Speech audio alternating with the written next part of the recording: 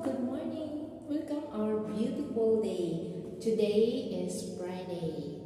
So, nami isa ka client. Kami duha.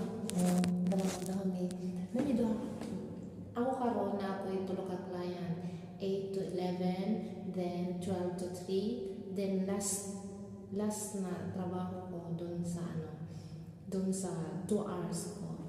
Pero gusto kong i-explain kung kasi ang danhon mga materials pa yung sa client. Isa na ang Jeff.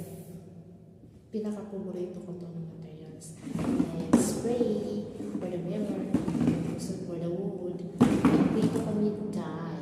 So, napo yung floor cleanser.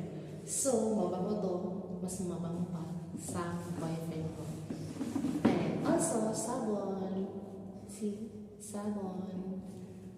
And then, i-hide ko to. Alam niyo na to. Pang-kuskos to. Kasi kuskulera kami. And then, wiper. Pero wala akong stick. Kasi yung kasama ko, patanga-tanga. Hindi nagdala. Meron din kaming sponge. Not just one. We have 2.